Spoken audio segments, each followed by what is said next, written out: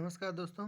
पिछले वीडियो में हम लोगों ने वैद्युत द्विध्रुव को वैद्युत क्षेत्र में घुमाने में किए गए कार्य के बारे में पढ़ा था, जिसमें हम लोगों ने पढ़ा कि यदि इलेक्ट्रिक फील्ड और डाइपोल मोमेंट के बीच कोण है थीटा डी थीटा 1, तो कोण थीटा 1 से कोण थीटा 2 तक ले जाने में, यानी उसको घुमाने में थीटा 1 से थीटा 2 तक जो कार्य करना पड़ेगा, उस कार्य का फॉर्मूला है W P E cos theta 1 minus cos theta 2।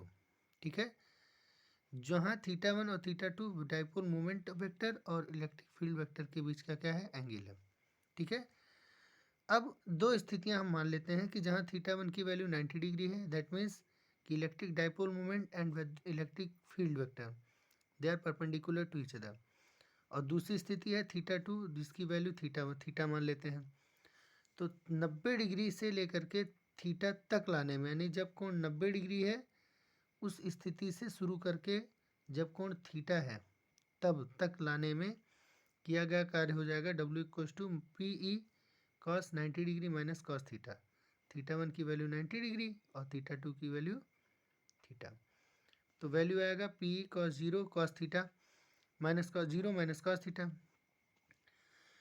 अगर इसको हम देखें तो लिख सकते हैं W minus P cos theta minus P E cos theta. P जो क्या है, पी इलेक्ट्रिक डाइपोल मोमेंट है, electric dipole moment vector quantity है, और ई वैद्युत क्षेत्र है, वैद्युत क्षेत्र भी वेक्टर क्वांटिटी है, तो दोनों को वेक्टर फॉर्म में लिख सकते हैं।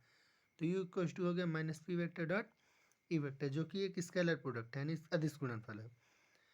अब पहली चीज़ तो ये माइनस साइन के साथ है, और दूसरी चीज़ ये बलाघूर्ण नहीं है। बलाघूर्ण की वैल्यू आई थी P cross vector E, P vector cross E vector, जबकि इलेक्ट्रिक पोटेंशियल एनर्जी की वैल्यू है minus P vector dot E vector. यह एक अदिश गुणनफल है। ठीक है, अब दो विशेष स्थितियां हैं, जैसे एक है स्टेबल इक्विलिब्रियम। स्टेबल मतलब क्या होता है, स्थायी, और इक्विलिब्रियम मतलब साम्यावस्था।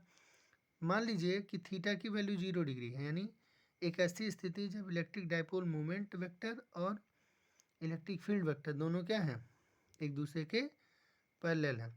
उस केस में बलाघूर्ण क्या आएगा, पी क्रॉस ई, यानी टॉर्क कितना आएगा, पी क्रॉस ई। पी क्रॉस ई की value P E sine theta होती है, थीटा की वैल्यू 0, तो साइन थीटा की वैल्यू 0 हो गई, तो टॉर्क आ गया 0, यानी साम्यावस्था है। और u की value minus P cos theta, cos theta की वैल्यू यानी 0 डिग्री की वैल्यू हो गई, कॉस 0 की वैल्यू 1, तो हो गया माइनस पी का मतलब हो गया कि u मिनिमम है। ठीक है, अगर u मिनिमम है इसका अर्थ है कि जो डाइपोल है वो किस स्थिति में, अस्थायी स्थिति में, यानी स्टेबल इक्विलिब्रियम में है। तो इस स्थिति को क्या बोलते हैं, अस्थायी इक्विलिब्रियम। अस्थायी इक्विलिब्रियम में कोण कितना होगा, 0 डिग्री, यानी इलेक्ट्रिक डाइपोल मोमेंट और इलेक्ट्रिक फील्ड वेक्टर एक दूसरे के क्या है, पैरेलल है। दूसरी स्थिति है अनस्टेबल इक्विलिब्रियम। अनस्टेबल इक्विलिब्रियम क्या है, एक ऐसी स्थिति जब थीटा की वैल्यू कितनी हो गई हो, 180 डिग्री, यानी इलेक्ट्रिक फील्ड वेक्टर और इलेक्ट्रिक डाइपोल मोमेंट एक दूसरे के क्या है, एंटी पैरेलल है। ठीक है, 180 डिग्री बना रहा है, तो टाउ की वैल्यू हो जाएगी 0, अतः यह साम्यावस्था है, यानी बलाघूर्ण नहीं लग रहा है, यानी कि साम्यावस्था है। लेकिन जो ऊर्जा है वो अधिकतम होगी, क्योंकि कॉस 180 डिग्री की वैल्यू कितनी होती है, -1 होती है, तो ये माइनस और -1 मिला के प्लस हो गया, तो प्लस ई पी, यानी यू की वैल्यू कैसी हो गई, मैक्सिमम हो गई। तो दो बातें, दो ये चीज़ ध्यान रखना कि अस्थायी साम्यावस्था में कोण कितना होता है, 0 डिग्री, जबकि अस्थायी साम्यावस्था में कोण कितना होता है, 180 डिग्री। ठीक है, अब देखिए एक न्यूमेरिकल आया मेंस के पेपर में, एकदम डायरेक्ट क्वेश्चन है आपसे, मेंस में 2019 में क्वेश्चन है, an electric field of 1000 volt per metre is applied to an electric dipole at an angle of 45 degree. The value of electric dipole moment is 10 raised to the power minus 29 kilometre. What is the potential energy of the electric dipole. E की value 1000 volt per metre, theta की value 45 degree, और electric dipole moment है 10 raised to the power minus 29 kilometre.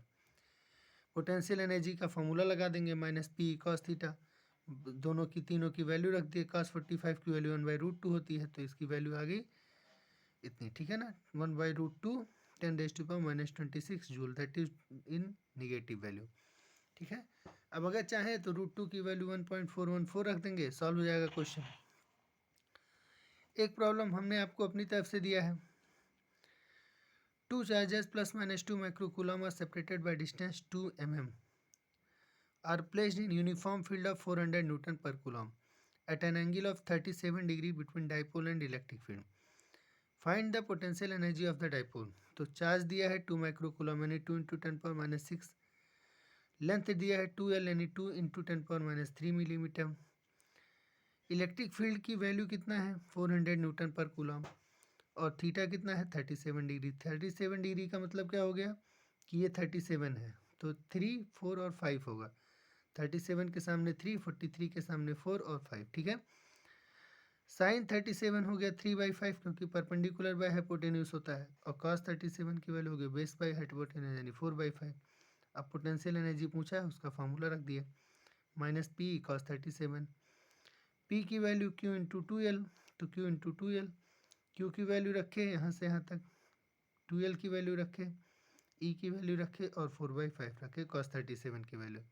Solve किया -12.12 80 × 10⁻⁹ joule आया, ठीक है।